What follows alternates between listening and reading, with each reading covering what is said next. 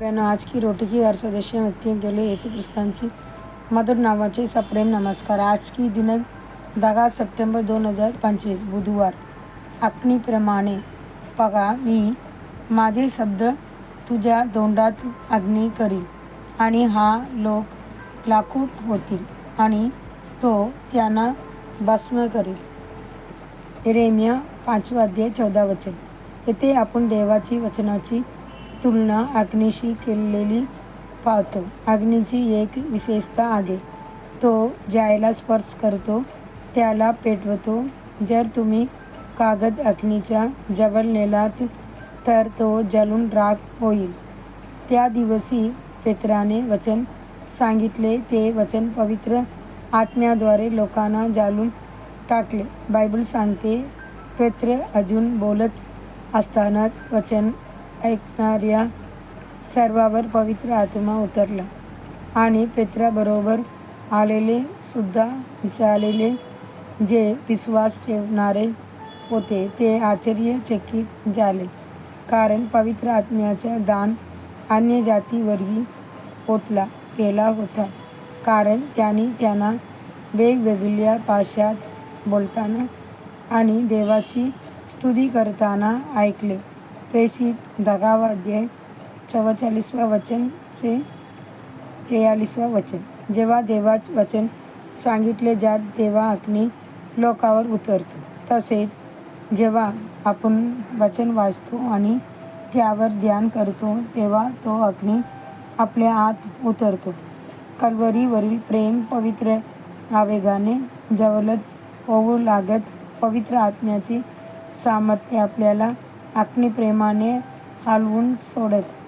स्तोत्रकार म्हणतो, माझ्या अंतःकरणात उष्णता होती, मी ध्यान करीत असताना अग्नी जळला, मग मी माझ्या जिभेने बोललो। स्तोत्र 39 अध्याय 3 वचन।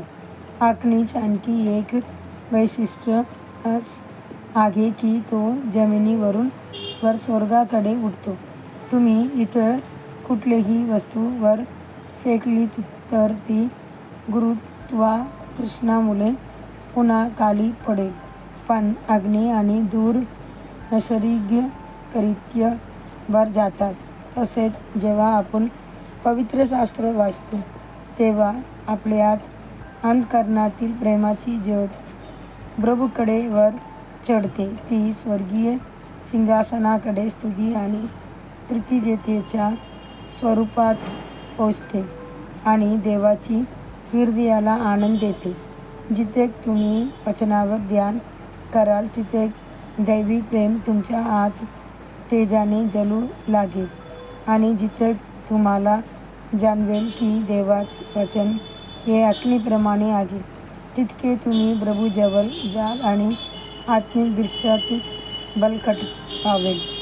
श्रेष्ठ गीतामध्ये आपण एक सुंदर प्रार्थना पाहतो, मला तुझ्या हृदयावर शिक्क्यासारखा ठेव, तुझ्या बाहूपर्यंत शिक्क्यासारखा ठेव, कारण प्रेम मृत्यूसारखे शक्तिशाली आहे, मत्सर उद्रेकासारखा कठोर आहे। त्यांच्या ज्योती अग्नीच्या ज्वाला आहेत, अतिशय प्रखर ज्वाला आहेत, अनेक पाण्याने प्रेम विझवू शकत नाही, या महापुराने ते बुडवू शकत नाही। श्रेष्ठ गीत 8 अध्याय वचन 6 से 7। प्रिय देवाची लेकरांनो, हा अग्नी तुमच्या तेजाने व अखंडपणे जळत राहावा। पुढील ध्यानासाठी वचन, अरे की तू आकाश फाडून खाली यावास, की पर्वत तुझ्या उपस्थितीने थरथर कापावेत। जसा अग्नी झुडूप जाळतो आणि अग्नी पाने उगलवतो, तुझे नाव तुझ्या शत्रूंना कळवण्यासाठी राष्ट्रांनी तुझ्या उपस्थितीने थरथराव म्हणून। यशाया 64 अध्याय वचन 2।